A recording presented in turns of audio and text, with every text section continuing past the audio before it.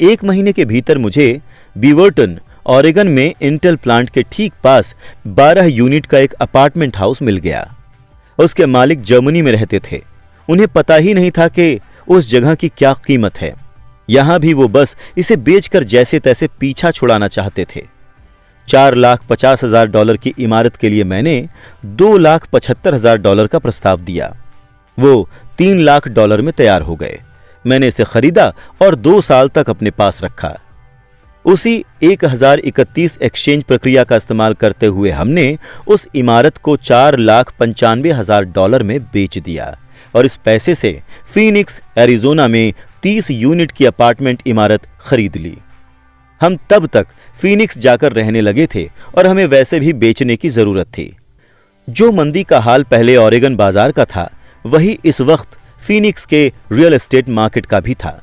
Phoenix में 30 unit की apartment building की कीमत $8,75,000 थी, जिसमें $2,25,000 का डाउन पेमेंट करना था। 30 यूनिट से आने वाला कैश फ्लो हर महीने $5,000 से थोड़ा अधिक था। एरिजोना का बाजार ऊपर बढ़ने लगा और कुछ साल बाद कोलोराडो के एक निवेशक ने उस जायदाद के बदले $12,00,000 देने का प्रस्ताव रखा। इस उदाहरण का सबक यह है कि किस तरह एक छोटी राशि बढ़कर एक बड़ी राशि बन सकती है। एक बार फिर ये फाइनेंशियल स्टेटमेंट्स निवेश रणनीतियों, बाजार की समझ और कानूनों की समझ का मामला है। अगर लोग इन विषयों में माहिर नहीं हैं, तो स्पष्ट रूप से उन्हें सामान्य सलाह पर अमल करना चाहिए, जिसके अनुसार इंसान को सुरक्षित खेलना चाहिए। अपने निवेशों को डाइवर्सिफाई करना चाहिए और सिर्फ सुरक्षित निवेशों में निवेश करना चाहिए। सुरक्षित निवेशों के साथ समस्या ये होती है कि वो प्रायः कुछ ज्यादा ही साफ सुथरे रहते हैं, यानी उन्हें इतना सुरक्षित बना दिया जाता है कि मुनाफे की संभावना कम हो जाती है। ज्यादातर बड़े ब्रोकरेज हाउसेज जोखिम भरे सौदों को इसलिए नहीं छूते हैं ताकि अपनी और अपने ग्राहकों की रक्षा कर सकें। ये समझदारी भरी नीति भी है। असल गर्मा-गर्म सौदे नौसिखियों के सामने पेश नहीं किए जाते। प्रायः सबसे अच्छे सौदे उन्हीं लोगों के सामने परोसे जाते हैं जो इस खेल को समझते हैं, और उन्हीं की वजह से अमीर लोग ज्यादा अमीर बनते हैं। जिस व्यक्ति को प्रबुद्ध निवेशक नहीं समझा जाता, उसके सामने जोखिम भरे सौदे पेश करना तकनीकी दृष्टि से गैर कानूनी है, लेकिन जाहिर है ये भी कभी कभार होता है। निवेशक के रूप में मैं जितना ज्यादा प्रबुद्ध बनता हूं, मेरे सामने उतने ही ज्यादा अवसर आते हैं। जीवन भर अपनी वित्तीय बुद्धि बढ़ाने का एक और फायदा यह है कि आपके सामने ज्यादा अवसर पेश किए जाते हैं। इसके अलावा आपकी वित्तीय बुद्धि जितनी ज्यादा होती है, ये परखना उतना ही आसान होता है कि सौदा अच्छा है या नहीं। यह आपकी बुद्धि ही है जो किसी बुरे सौदे को पहचान सकती है या किसी बुरे सौदे को अच्छा बना सकती है। मैं जितना ज्यादा सीखता हूं, और सीखने के लिए अभी बहुत कुछ बाकी है, मैं उतने ही ज्यादा पैसे बनाता हूं, सिर्फ इसलिए क्योंकि समय गुजरने के साथ साथ मेरा अनुभव और बुद्धिमत्ता दोनों ही बढ़ती जाती है। मेरे कुछ मित्र हैं जो इस खेल को सुरक्षित तरीके से खेल रहे हैं, अपने पेशे में कड़ी मेहनत कर रहे हैं और वित्तीय बुद्धि नहीं बढ़ा रहे हैं, जिसके बढ़ने में समय लगता है। मेरी कुल जमा फिलॉसफी है अपनी संपत्ति वाले कॉलम में बीज बोना। यही मेरा फॉर्मूला है। मैं छोटे पैमाने पर शुरुआत करके बीज बो देता हूं। कुछ बड़े हो जाते हैं, कुछ नहीं हो पाते। हमारे रियल एस्टेट कॉरपोरेशन में कई मिलियन डॉलर की जायदाद है। यह हमारा खुद का REIT यानी रियल एस्टेट इन्वेस्टमेंट ट्रस्ट है। मैं ये बताना चाहता हूं कि इन मिलियन डॉलर निवेशों में से ज्यादातर $5,000 या $10,000 जितने छोटे निवेशों से शुरू हुए थे। ये सभी डाउन पेमेंट्स खुशकिस्मत थे जो उन्हें तेजी से बढ़ता हुआ बाजार मिला और वो करमुक्त होकर आगे बढ़े। बाद के वर्षों में हमने उन्हें कई बार खरीदा बेचा। हमारा एक स्टॉक पोर्टफोलियो भी है जो एक कॉरपोरेशन से सुरक्षित है, जिसे किम और मैं अपना निजी म्यूचुअल फंड कहते हैं। हमारे कुछ मित्र हैं जो खास तौर पर हम जैसे निवेशकों के साथ सौदे करते हैं, जिनके पास हर महीने निवेश करने के लिए अतिरिक्त पैसे होते हैं। हम ज्यादा जोखिम वाली खतरनाक निजी कंपनियों के शेयर खरीदते हैं जो अमेरिका या कनाडा के स्टॉक एक्सचेंज पर सार्वजनिक होने वाली हों। लाभ कितनी तेजी से हो सकता है, इसका एक उदाहरण देखें। मान लें कंपनी के सार्वजनिक होने से पहले उसके 1 लाख शेयर 25 सेंट के भाव पर खरीद लिए जाएं। 6 महीने बाद कंपनी स्टॉक एक्सचेंज में सूचीबद्ध हो जाती है और शेयर का भाव $2 हो जाता है। अगर कंपनी का प्रबंधन अच्छा है तो भाव बढ़ता रहता है और वो शेयर $20 या उससे ज्यादा का भी हो सकता है। ऐसे कई वर्ष रहे हैं जब हमारे निवेश किए हुए $25,000 1 साल से भी कम समय में $10 लाख बन गए। ये जुआ नहीं है, बशर्ते आप जानते हो कि आप क्या कर रहे हैं। यह जुआ है अगर आप किसी सौदे में पैसा फेंक रहे हों और प्रार्थना कर रहे हों। किसी भी चीज में महत्वपूर्ण यह है कि आप अपनी तकनीकी योग्यता, बुद्धि और खेल के प्रेम का इस्तेमाल करके नुकसान की आशंका को कम करें, जोखिम को कम करें। बस एक बात ध्यान रखें, जोखिम हमेशा रहता है। ये तो वित्तीय बुद्धि है जो संभावनाओं को बेहतर बनाती है। इस तरह एक व्यक्ति के लिए जो जोखिम भरा है वो किसी दूसरे व्यक्ति के लिए कम जोखिम भरा होता है। यही वो मूल कारण है जिसकी वजह से मैं लोगों को लगातार प्रोत्साहित करता हूं कि वो शेयरों, रियल एस्टेट या दूसरे बाजारों के बजाय अपनी वित्तीय शिक्षा में निवेश करें। आप जितने ज्यादा चतुर होते हैं, आपकी सफलता के अवसर भी उतने ही ज्यादा होते हैं। मैंने व्यक्तिगत रूप से जिन शेयरों में निवेश किया वो ज्यादातर लोगों के लिए बहुत ज्यादा जोखिम भरे थे, इसलिए उनकी सलाह देने का सवाल ही नहीं है। मैं इस खेल को सन 1979 से खेल रहा हूं और मैंने इसके लिए अपने हिस्से से ज्यादा का शिक्षण शुल्क चुकाया है। लेकिन अगर आप दोबारा पढ़ेंगे कि ऐसे निवेश ज्यादातर लोगों के लिए ज्यादा खतरनाक क्यों होते हैं, तो आप अपने जीवन को इस तरह से बना सकते हैं ताकि $25,000 को 1 साल में $10 लाख में बदलने की योग्यता आपके लिए कम खतरनाक हो। जैसा कि मैंने पहले कहा, मैंने जो भी लिखा है मैं आपको वैसा करने की सलाह नहीं दे रहा हूं। मैं तो सिर्फ इस बात का उदाहरण देने के लिए यह बता रहा हूं कि यह सरल और संभव है। मैं जो करता हूं वो विराट योजना में छोटे आलुओं जैसा है, लेकिन आम आदमी के लिए हर साल $1 लाख की निष्क्रिय आमदनी अच्छी है और इसे पाना खास मुश्किल भी नहीं है। ये काम 5 से 10 साल के बीच किया जा सकता है, जो इस बात पर निर्भर करता है कि बाजार कैसा है और आप कितने चतुर हैं।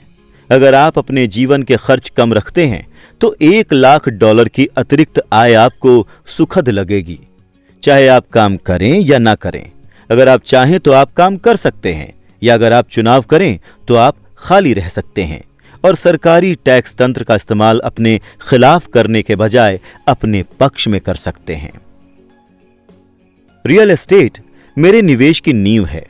मैं रियल एस्टेट से इसलिए प्रेम करता हूं क्योंकि यह स्थायी और धीमी गति से चलने वाली होती है। मुझे ठोस नींव पसंद है।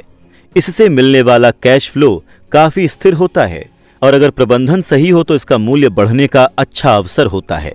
रियल एस्टेट की ठोस आधारशिला होने के साथ अच्छी बात यह है कि इससे मुझे ज्यादा बड़े जोखिम लेने की अनुमति मिलती है, जैसा मैं खतरनाक शेयरों के साथ करता हूं।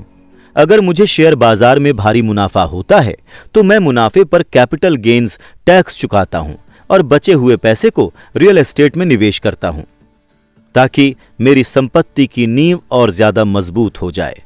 रियल एस्टेट पर एक बात और, मैं पूरे संसार की यात्रा कर चुका हूं और निवेश करना सिखा चुका हूं। हर शहर में मैं लोगों को कहते सुनता हूं कि आप रियल एस्टेट सस्ते में नहीं खरीद सकते। मेरा अनुभव इसका ठीक उल्टा है।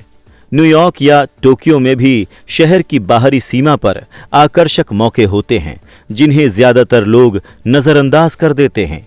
सिंगापुर में रियल एस्टेट के भाव काफी ऊंचे हैं, लेकिन वहां अब भी कार से छोटी दूरी के भीतर अच्छे मौके मौजूद हैं। इसलिए जब भी मैं किसी को कहते सुनता हूं आप यहां ऐसा नहीं कर सकते, तो मैं उसे याद दिलाता हूं कि शायद उसे ये कहना चाहिए। मैं नहीं जानता कि यहां ऐसा कैसे किया जा सकता है। अब तक बेहतरीन अवसर आंखों से नहीं दिखते हैं, वो तो दिमाग से देखे जाते हैं। ज्यादातर लोग सिर्फ इसलिए दौलतमंद नहीं बन पाते क्योंकि उनके पास अपने ठीक सामने मौजूद अवसरों को पहचानने का वित्तीय प्रशिक्षण नहीं है। मुझसे अक्सर पूछा जाता है, मैं कैसे शुरू करूं? इस पुस्तक के अंतिम अध्याय में मैं 10 कदम बताऊंगा जिन्हें उठाकर मैंने वित्तीय स्वतंत्रता हासिल की। लेकिन याद रखें, इसमें आपको हमेशा मजा आना चाहिए। जब आप नियम सीख लेते हैं, निवेश की शब्दावली जान लेते हैं और अपनी संपत्ति वाले कॉलम को बनाना शुरू कर देते हैं, तो मेरे ख्याल से आप पाएंगे कि ये खेल उतना ही मजेदार है जितना कि दूसरा कोई खेल होता है। कई बार आप जीतते हैं और कई बार आप सीखते हैं, लेकिन हमेशा आनंद लें। ज्यादातर लोग कभी इसलिए नहीं जीत पाते क्योंकि वो हारने से बहुत ज्यादा डरते हैं। इसीलिए मुझे स्कूल बहुत मूर्खतापूर्ण लगता है। स्कूल में हम सीखते हैं कि गलतियां बुरी होती हैं और गलतियां करने के लिए हमें सजा भी दी जाती है। बहरहाल, अगर आप इंसानों की सीखने की प्रक्रिया पर नजर डालें तो आपको पता चल जाएगा कि हम गलतियां करके ही सीखते हैं। हम गिरकर चलना सीखते हैं। अगर हम कभी ना गिरें तो हम कभी चल भी नहीं पाएंगे। यही साइकिल चलाना सीखने के बारे में सच है। मेरे घुटनों पर अब भी चोट के निशान हैं, लेकिन आज मैं बिना सोचे समझे गाड़ी चला सकता हूं। यही अमीर बनने के बारे में भी सच है। दुर्भाग्य से ज्यादातर लोगों के अमीर न होने का मुख्य कारण यह है कि वो हारने को लेकर दहशत में होते हैं। विजेता हारने से नहीं घबराते हैं, लेकिन पराजित घबराते हैं। असफलता तो सफलता की प्रक्रिया का हिस्सा है। जो लोग असफलता से बचते हैं वो सफलता से भी बचते हैं। मैं पैसे को काफी कुछ अपने टेनिस के खेल जैसा मानता हूं। मैं जमकर खेलता हूं, गलतियां करता हूं, सुधारता हूं, ज्यादा गलतियां करता हूं, सुधारता हूं और बेहतर बनता हूं।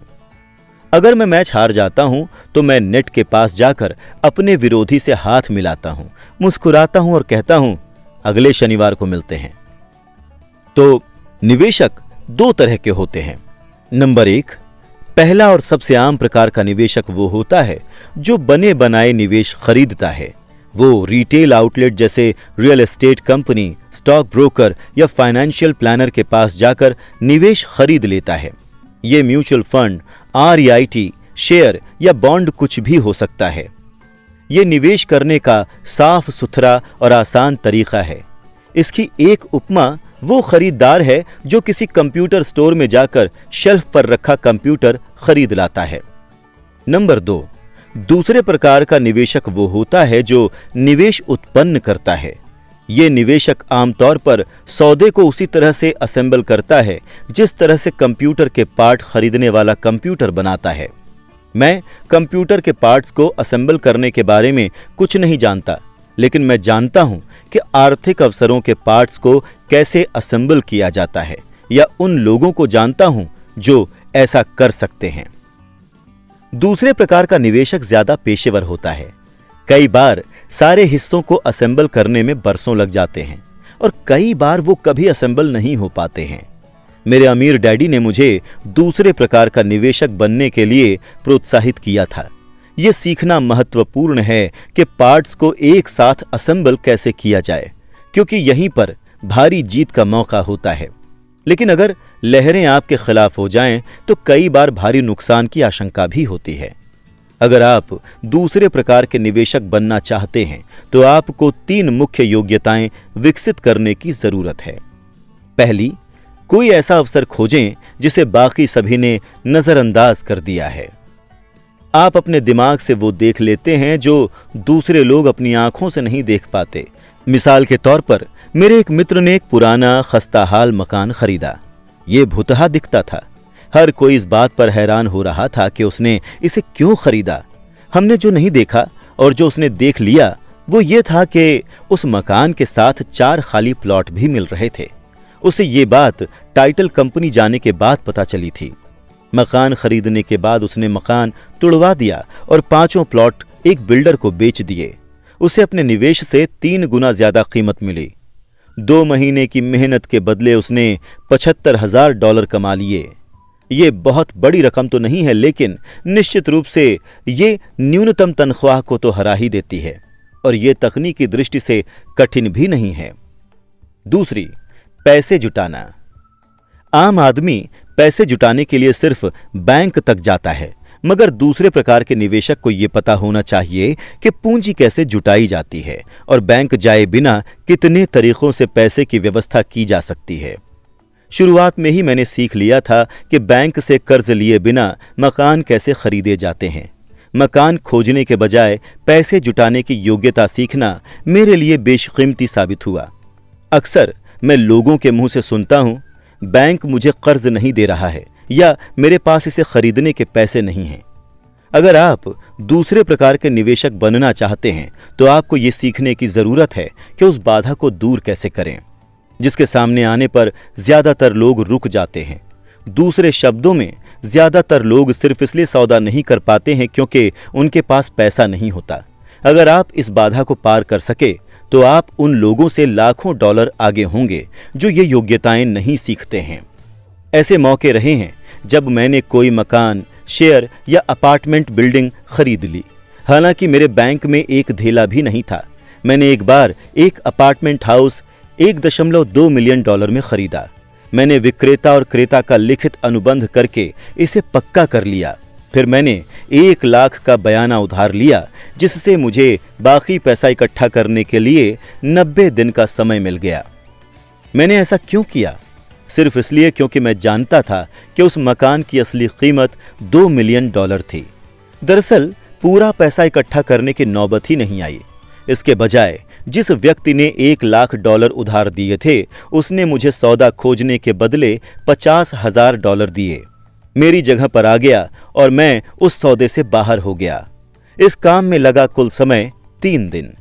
एक बार फिर दोहराना चाहूंगा, आप जो खरीदते हैं उससे ज्यादा महत्वपूर्ण वो होता है जो आप जानते हैं। निवेश करने का ताल्लुक खरीदने से कम जानने से ज्यादा होता है। तीसरी, चतुर लोगों को संगठित करें। बुद्धिमान लोग वो होते हैं जो अपने से ज्यादा बुद्धिमान व्यक्ति के साथ काम करते हैं या उसकी सेवा लेते हैं। जब भी आपको सलाह की जरूरत हो तो अपने सलाहकार समझदारी से चुनें। सीखने के लिए बहुत कुछ है, लेकिन पुरस्कार गगनचुंबी हो सकते हैं। अगर आप इन योग्यताओं को नहीं सीखना चाहते हैं तो मैं आपको पहले प्रकार का निवेशक बनने की सलाह दूंगा। आप जो जानते हैं वो आपकी सबसे भारी पूंजी है। आप जो नहीं जानते हैं वो आपका सबसे बड़ा जोखिम है। जोखिम हमेशा रहता है, इसीलिए जोखिम से बचने के बजाय इसका प्रबंधन करना सीखें। अध्ययन सत्र, अध्याय 5, सबक 5। अमीर लोग पैसे का आविष्कार करते हैं। सार। रॉबर्ट 2 विरोधी उदाहरण देते हैं। सबसे पहले अलेक्जेंडर ग्राहम बेल की कहानी, जो उनके प्रोडक्ट की भारी मांग देखकर चकित थे और अपनी कंपनी वेस्टर्न यूनियन को $1 लाख में बेचने की कोशिश कर रहे थे। वेस्टर्न यूनियन इस अवसर को नहीं देख पाया और उसने बेल के प्रस्ताव को ठुकरा दिया। इस तरह अरबों डॉलर के एक उद्योग का उदय हुआ। दूसरा उदाहरण टीवी की न्यूज का था, जिसमें एक स्थानीय कंपनी की छटनी के बारे में बताया गया था और एक बर्खास्त मैनेजर अपनी नौकरी वापस लेने के लिए कैमरे के सामने गिड़गिड़ा रहा था। उसने अभी अभी एक मकान खरीदा था और उसे दहशत हो रही थी कि वो उसे गंवा देगा। डर और आत्मशंका हम सभी में होते हैं। रॉबर्ट सन 1984 से पेशेवर रूप से सिखा रहे हैं और उन्होंने इसे हजारों लोगों तथा खुद में भी देखा है। हम सभी में जबरदस्त क्षमता होती है, लेकिन हम सभी में आत्मशंका भी होती है। साहस सफल जीवन जीने में फर्क डाल सकता है। रॉबर्ट कहते हैं कि शिक्षक के रूप में उनका दिल उन विद्यार्थियों को देखकर टूट जाता था जो जवाब तो जानते थे लेकिन उन पर काम करने से घबराते थे। वित्तीय प्रतिभा के लिए तकनीकी ज्ञान के साथ ही साहस की भी जरूरत होती है। जोखिम लो, साहसी बनो, अपनी प्रतिभा से उस डर को शक्ति तथा चतुराई में बदल लो। ऐसी सलाह जो कुछ को आतंकित कर देगी, क्योंकि पैसे के मामले में बहुत सारे लोग इसे सुरक्षित तरीके से खेलते हैं। हमारे संसार में आगे कई परिवर्तन हैं और अपने वित्तीय IQ को विकसित करने से आपको भविष्य के परिवर्तनों को दहशत से नहीं बल्कि रोमांच के चश्मे से देखने की अनुमति मिलती है। आप अवसरों को देखेंगे और उन पर काम करेंगे। उन लोगों के विपरीत जो अपने डर की वजह से हाशिए पर रह जाते हैं और दूसरों को साहस से आगे बढ़ते देखते हैं। 300 साल पहले जमीन दौलत थी, बाद में दौलत फैक्ट्रियों और उत्पादन में थी। आज दौलत जानकारी में है, लेकिन जानकारी प्रकाश की गति से पूरे संसार में उड़ती है। इसलिए परिवर्तन ज्यादा तीव्र तथा ज्यादा नाटकीय होंगे। नए मल्टी मिलेनियर की संख्या में नाटकीय वृद्धि होगी। ऐसे लोग भी रहेंगे जो पीछे छूट जाएंगे। कुछ लोग पुराने विचारों को जकड़े रहते हैं और जूझते समय प्रौद्योगिकी या अर्थव्यवस्था को दोष देते हैं। वो ये नहीं देख पाते हैं कि पुराने विचार ही उनके सबसे बड़े शत्रु हैं। कल कोई चीज करने का जो विचार या तरीका अच्छा माना जाता था, वो पुराना जमाना लद चुका है। रॉबर्ट अपनी क्लास में आने वाली एक महिला का उदाहरण देते हैं, जिसे वो अपने आविष्कार किए हुए कैश फ्लो बोर्ड गेम से सिखा रहे थे। ये गेम लोगों को सिखाता है कि पैसा कैसे काम करता है। ये बैलेंस शीट के साथ इनकम स्टेटमेंट के आपसी संबंध के बारे में भी सिखाता है। कुछ लोग इस गेम से प्रेम करते हैं, कुछ इससे नफरत करते हैं और बाकी मुद्दे की बात चूक जाते हैं। उनके उदाहरण में महिला को यह समझ नहीं आ रहा था कि जिन चीजों को वो सामान्यतः संपत्ति मानती थी, जैसे नाव, वो उसके कैश फ्लो को नकारात्मक रूप से क्यों प्रभावित करती थी। उसने कई चुनौतीपूर्ण कार्ड निकाले और उसका खेल भयंकर था। अंत में वो नाराज हो गई और उसने रिफंड मांग लिया। वो ये मानने को तैयार ही नहीं थी कि खेल उसकी मानसिकता की झलक दिखाता है। खेल सीखने सिखाने के शक्तिशाली साधन हैं, क्योंकि वो व्यवहार की झलक होते हैं और तुरंत फीडबैक देते हैं। बाद में रॉबर्ट को उस नाराज महिला के बारे में आगे की जानकारी मिली। वो शांत हो गई थी और खेल तथा अपने जीवन के बीच थोड़ा संबंध भी देखने लगी थी। उसने अपने तथा अपने पूर्व पति के पैसों पर कभी ध्यान नहीं दिया था और इसकी वजह से उसे नुकसान हुआ था। कैश फ्लो गेम का उद्देश्य खिलाड़ियों को यह सिखाना है कि वो नए तथा विभिन्न वित्तीय विकल्प सोचें और बढ़ाएं। कुछ लोग ये काम आसानी से कर लेते हैं, बाकी जूझते हैं।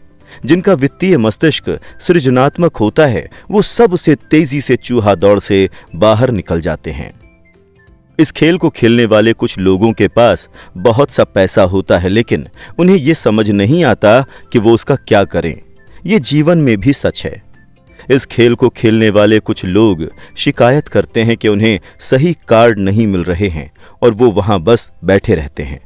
कुछ को एक भारी अवसर वाला कार्ड मिल जाता है, लेकिन उनके पास उस पर काम करने के लिए पैसे नहीं होते, और दूसरों के पास पैसे भी होते हैं, उन्हें एक बेहतरीन कार्ड भी मिल जाता है, लेकिन वो उस अवसर को देख नहीं पाते जो मौजूद होता है।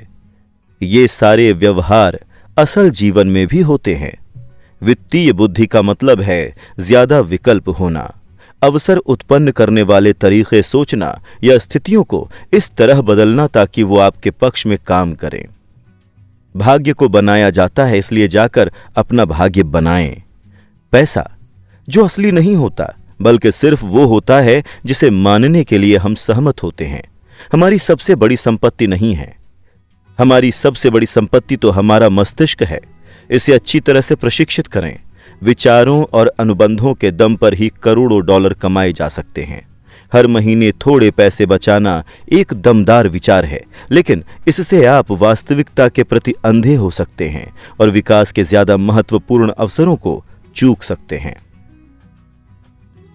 सन 1990 के दशक की शुरुआत में फीनिक्स की अर्थव्यवस्था बहुत खराब थी।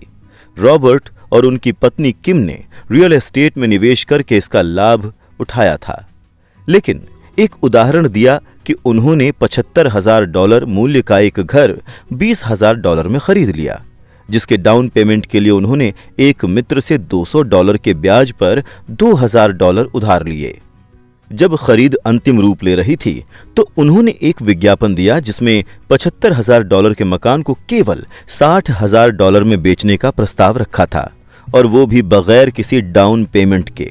जैसे ही मकान कानूनी रूप से उनका हुआ, उन्होंने चंद मिनटों में ही उसे बेच दिया। हर व्यक्ति खुश था और खरीदार से प्रॉमिसरी नोट के रूप में रॉबर्ट के संपत्ति वाले कॉलम में $40,000 उत्पन्न हो गए। 10% ब्याज पर कैश फ्लो में हर साल $4,000 आने लगे और उनकी आमदनी बढ़ गई। कुल कामकाजी समय 5 घंटे। और अगर खरीदार अंततः भुगतान न कर पाए तो वो घर को जब्त करके दोबारा बेच देंगे। ये हर महीने टैक्स के बाद बचत करने की रणनीति से ज्यादा लाभकारी है। ये कानूनी है। एस्क्रो कंपनी भुगतान की सर्विसिंग को संभालती है और रॉबर्ट या किम छतों या टॉयलेटों की मरम्मत के सरदर्द से बचे रहते हैं, क्योंकि खरीदार खुद मकान का मालिक होता है। कुछ साल बाद फीनिक्स का बाजार उठ गया और अब वहां ज्यादा अच्छे सौदे नहीं मिल सकते थे, इसलिए वो आगे बढ़ गए। अब आप जहां हैं वहां बाजार की परिस्थितियां अलग हो सकती हैं, इसलिए हो सकता है कि ये रणनीति आपके लिए काम ना करे, लेकिन यह उदाहरण बताता है कि किस तरह एक सरल वित्तीय प्रक्रिया से लाखों डॉलर कमाए जा सकते हैं, और वो भी बहुत कम पैसे तथा जोखिम के साथ। ये इस बात का उदाहरण है कि पैसा और कुछ नहीं, केवल अनुबंध है। आप क्या ज्यादा पसंद करेंगे? कड़ी मेहनत करना, टैक्स देना और बचे हुए पैसों से बचत करना जिसमें किसी तरह की बढ़ोतरी पर दोबारा टैक्स लगेगा, या फिर अपनी वित्तीय बुद्धि को विकसित करने में समय लगाना? बाजार ऊपर जाते हैं और नीचे आते हैं, निवेश आते हैं और जाते हैं। संसार आपको जीवन में एक बार मिलने वाले अवसर हमेशा थमाता रहता है, आपको तो बस उन्हें देखने की जरूरत होती है। रॉबर्ट पोर्टलैंड ओरेगॉन में एक गिरे हुए बाजार में $45,000 में एक मकान खरीदने का उदाहरण देते हैं, जिसे उन्होंने बहुत कम मुनाफे पर किराए पर दिया था। लेकिन 1 साल बाद बाजार में उछाल आ जाता है और वो इसे $95,000 में बेच देते हैं। होने वाले मुनाफे का निवेश वो बीवर्टन ओरेगॉन के 12 यूनिट और $3 लाख वाले एक अपार्टमेंट हाउस में कर देते हैं। 2 साल बाद वो उसे बेच भी देते हैं और मुनाफे को फीनिक्स में 30 यूनिट वाली एक अपार्टमेंट इमारत को खरीदने में लगा दिया जाता है। ये अपार्टमेंट $8,75,000 का है। कुछ साल बाद एक निवेशक ने इसे खरीदने के लिए $12 लाख का प्रस्ताव रखा। यह उदाहरण बताता है कि किस तरह से एक छोटी राशि एक बड़ी राशि बन सकती है। आप अपनी वित्तीय बुद्धि को जितना ज्यादा विकसित करते हैं, जिसमें समय लगता है, आपको उतने ही ज्यादा अवसर मिलेंगे। रॉबर्ट का दर्शन अपने संपत्ति वाले कॉलम में बीज बोना है। छोटी शुरुआत करें और बीज बोएं। कुछ उगते हैं, कुछ नहीं उगते हैं। कुछ छोटे निवेशों से मिलियनों में बदल जाते हैं। रॉबर्ट और किम के पास एक स्टॉक पोर्टफोलियो भी है, जहां वो ज्यादा जोखिम वाली निजी कंपनियों को खरीदते हैं जो सार्वजनिक होने वाली होती हैं। ये एक जोखिम है, लेकिन आप अपनी वित्तीय बुद्धि को जितना ज्यादा विकसित करते हैं, जोखिम उतना ही कम हो जाता है। आप जितने ज्यादा चतुर होते हैं, संभावनाओं को हराने के आपके अवसर उतने ही बेहतर होते हैं। कुछ लोग ये तर्क दे सकते हैं कि उनके इलाके में रियल एस्टेट में कोई सौदे नहीं हैं, लेकिन रॉबर्ट ने कहा था कि हर जगह बेहतरीन अवसर होते हैं, उन्हें तो बस लोग देख नहीं पाते हैं। ज्यादातर लोग अपने सामने के अवसरों को पहचानने के लिए वित्तीय दृष्टि से प्रशिक्षित नहीं होते हैं। जब आप अपना वित्तीय IQ विकसित करते हैं और इसका इस्तेमाल करते हैं, तो मजे करने की याद रखें। कई बार आप जीतेंगे, कई बार आप हारेंगे, लेकिन हमेशा मजे करें। हारने से न डरें, क्योंकि असफलता सफलता की प्रक्रिया का हिस्सा है। निवेशक 2 तरह के होते हैं।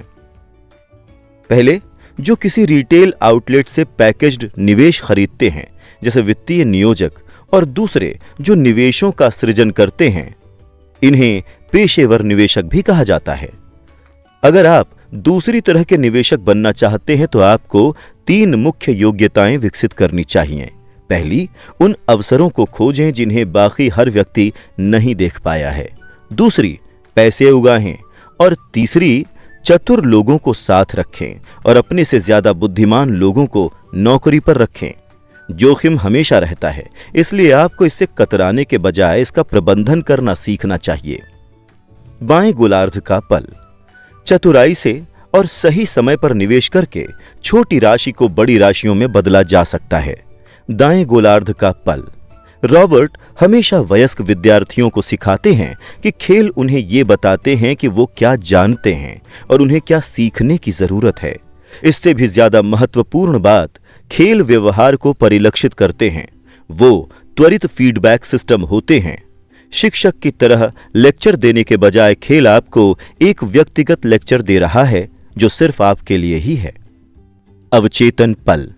हम सभी में जबरदस्त क्षमता होती है और हम सभी को प्रतिभाओं का वरदान मिला है, लेकिन जो एक चीज हम सभी को पीछे रोके रहती है वो है आत्मशंका। तकनीकी जानकारी का अभाव हमें उतना पीछे रोक कर नहीं रखता है जितना आत्मविश्वास का अभाव रखता है।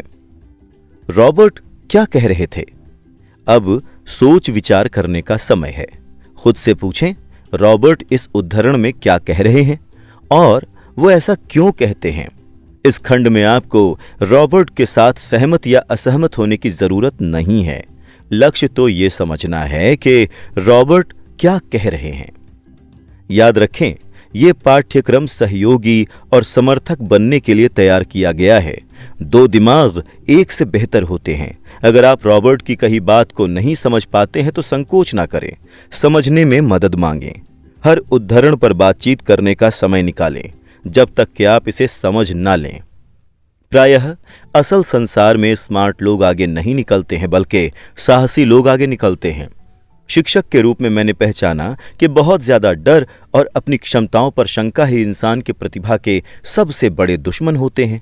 ये देखकर मेरा दिल टूट जाता था कि विद्यार्थी जवाब तो जानते थे, लेकिन उनमें जवाब के अनुरूप काम करने का साहस नहीं था। पुराने विचार कुछ लोगों के सबसे बड़े शत्रु होते हैं।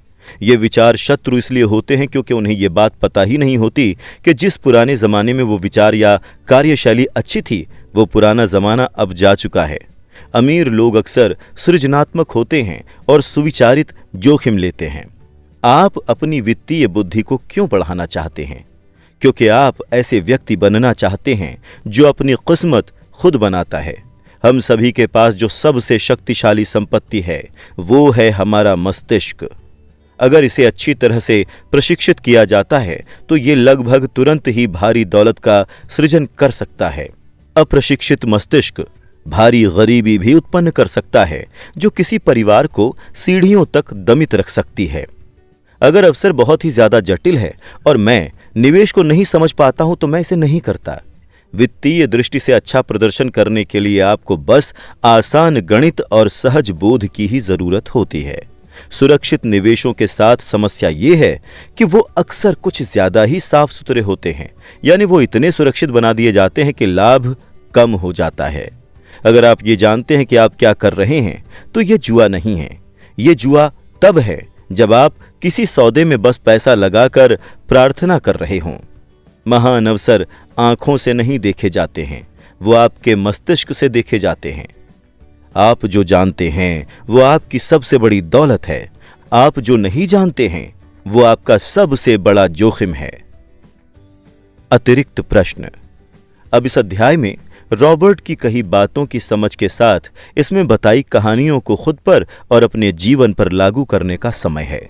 खुद से आगे कहे गए प्रश्न पूछें और अपने अध्ययन साझेदार के साथ उन पर विचार विमर्श करें। खुद के साथ और अपने साझेदार के साथ ईमानदार बने।